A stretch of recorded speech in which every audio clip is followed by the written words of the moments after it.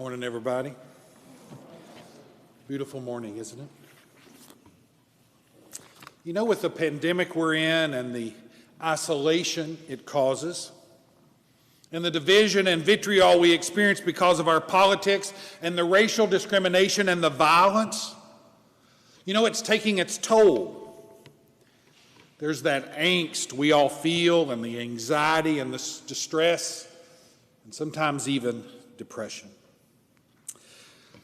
I saw a product advertised the other day that was very revealing, very insightful concerning the human condition. Now, this product is a stuffed and weighted doll for our kids. The doll is named a Moon Pal. It's meant to be a pal for kids during these stressful times. You know, the kids feel all of this too, don't they? Sometimes maybe even more than us. Well, these weighted and stuffed dolls are designed and engineered in a very specific way. The arms on these dolls are just the right weight. And the arms on these dolls are just the right length to give kids a hug. According to the advertising, these dolls will give kids the hugs that'll save the world.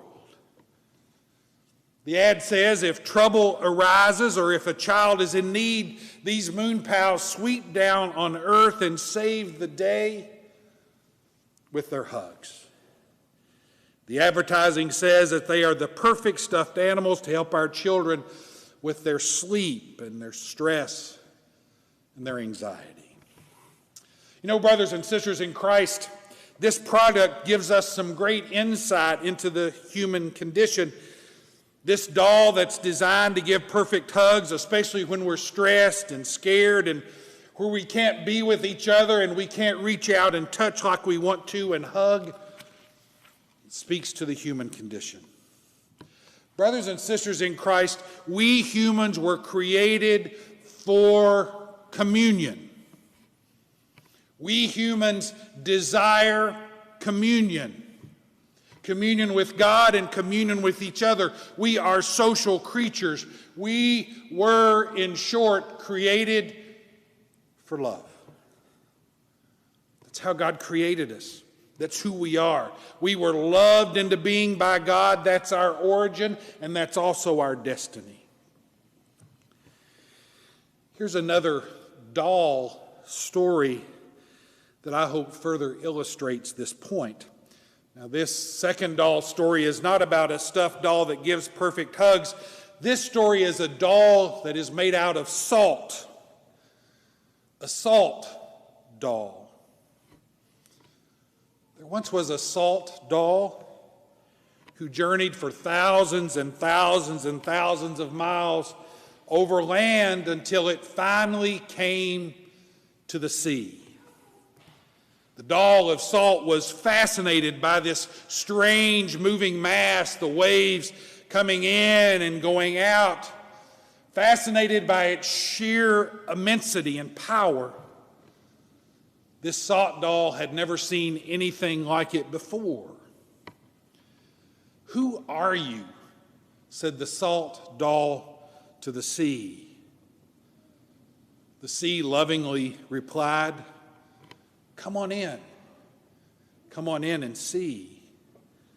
So the salt doll slowly waded into the sea, and it felt so at home there.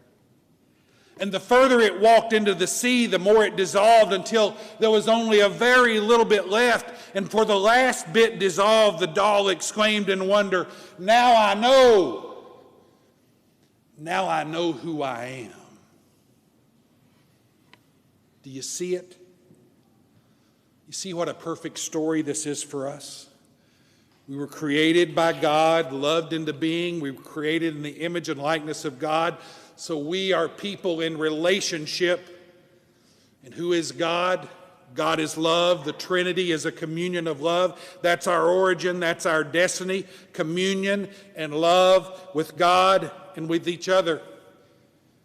And the more we allow ourselves to be immersed in this God of love, the more we wade into immersing ourselves into this God of love, the more we realize who we are. Who are you, the salt doll said to the sea. Come on in, come and see. And it realized, as it dissolved into that sea, realized who it was. Brothers and sisters, we came from love.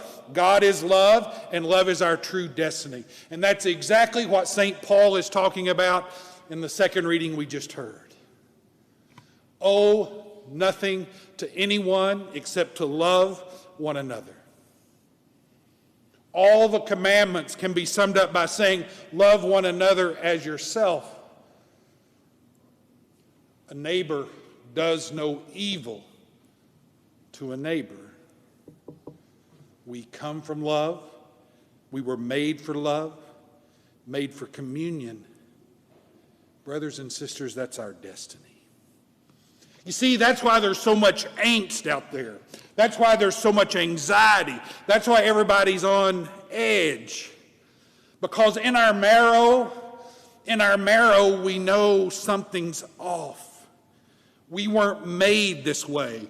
We weren't made to be isolated. We weren't made for discrimination. We weren't made for division. Something's not quite right, and we feel it. And we want something different than what we're experiencing.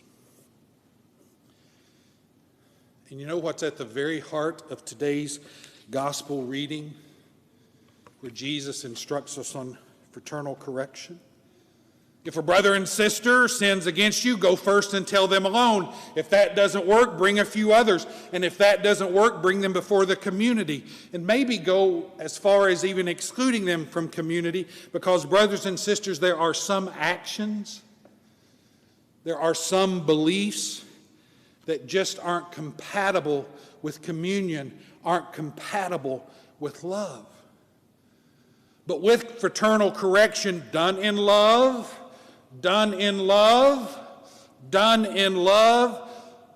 hopefully will give them a jolt that they'll come to their senses. They'll realize who they are. They'll realize their origin and destiny. And always with the hope of them coming back into communion, into union. Jesus knows exactly what he's doing. Jesus knows our origin. All things were created through him. Jesus knows our destiny, the Trinity, communion with God and with each other. That's what we were created for. It's just who we are.